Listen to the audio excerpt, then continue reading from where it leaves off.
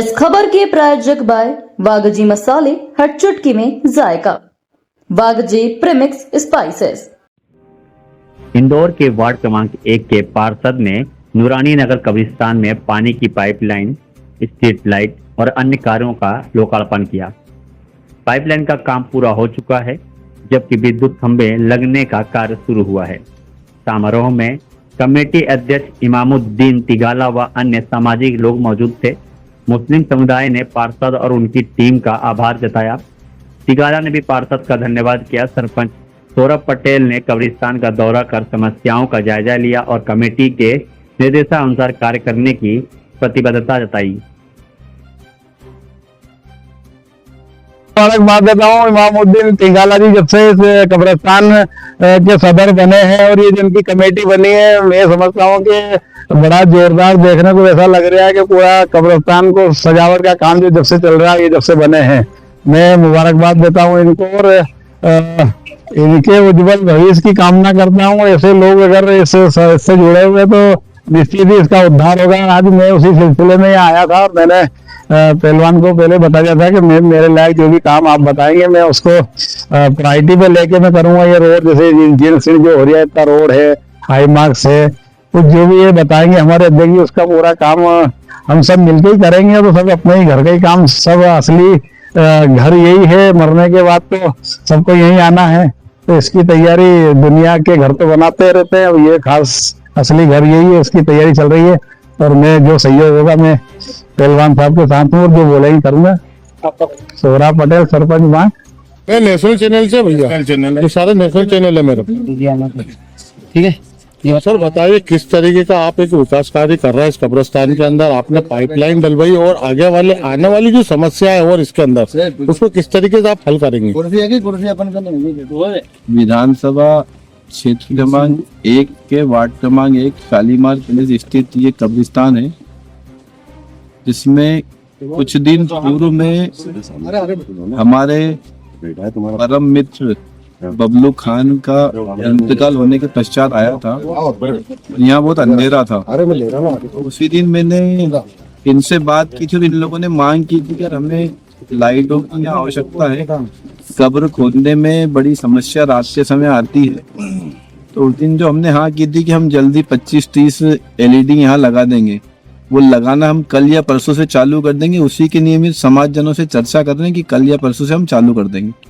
अब जो आपने पाइपलाइन बिछवाई है नर्मदा को, उसकी बोरिंग की, इसके अलावा जैसे भी कई ऐसी परेशानी है कि दीवारें गिर रही हैं यहाँ की और कई गड्ढे भरे हुए पड़े हुए हैं जो कब्रिस्तान को समतल करना है, तो इसको क्या नगर निगम से आप पास करवाएंगे क्या सर? क्या होगा? समाज की जो भी मांग है, पूर्व में भी कई सड़कों का हमने यहाँ निर्माण कार्य करवाया था और करीब 700 मीटर लाइन की जो मांग थी उसको भी पूर्ण किया है।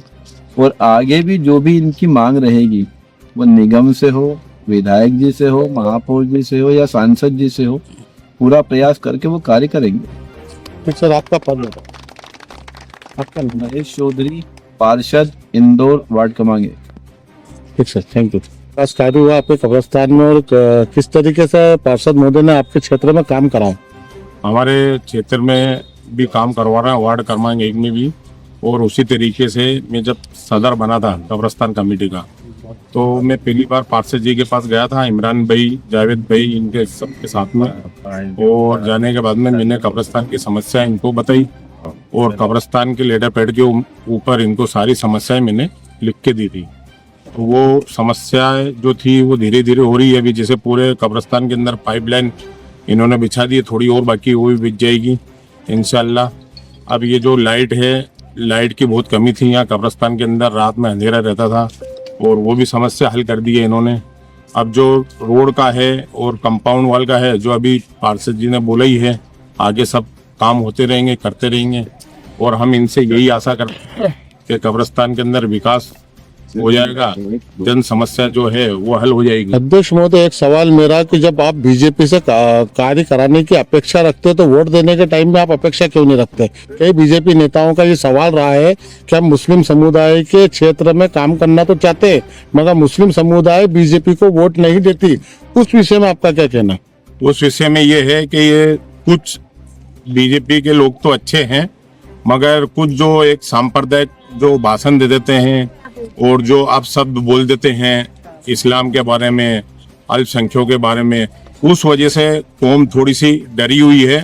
अगर वो भी सम्मिलित हो जाए और ऐसे भाषण नहीं आए, बाजार के अंदर यूट्यूब पे आते हैं, अपने फेसबुक पे आते हैं, और वो अगर बंद हो जाए सांप्रदायिक भाषण देने, तो अल्पसंख्यक लोग भी बीजेपी के साथ में, ऐसा कुछ नहीं है। जो विकास करवाएंगे उसके साथ में सब पूरी जनता खड़ी हुई है, चाहे वो मुस्लिम हो, चाहे वो हिंदू हो, चाहे सिख हो, ईसाई हो।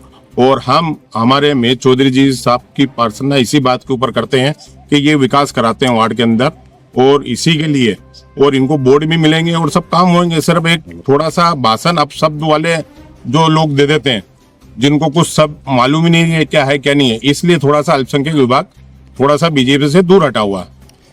लगातार पिछले 15 वर्षों से बीजेपी की शासन है यहाँ पर, उसके बावजूद भी कांग्रेस के द्वारा कई ऐसे आपके प्रोजेक्ट होते हैं जिसके अंदर खड़े प्रोटेक्ट के अंदर कांग्रेस आके खड़ी नहीं होती, तो क्या आप कांग्रेस के एक वोट बैंक है? नहीं, वोट बैंक नहीं है। जो वोट बैंक था वो खत्म हो चुका है, अब कोई वोट बैंक नहीं है। अब तो जो मन चाहे, और अभी देख रहे हैं हम कांग्रेस कहाँ खड़ी हो रही है, कहाँ नहीं हो रही है। जैसे जो स्थिति परिस्थिति चल रही है, हमारी वो पार्षद रुबीना खान ने भी अभी स्टेटमेंट दिया था नगर परिषद के अंदर कि हम कोई वोट देने के लिए नहीं है, मुसलमान सिर्फ वोट नहीं देगी कांग्रेस को। तो इस बार ऐसा कुछ नहीं होगा। ठीक, आपका नाम हो?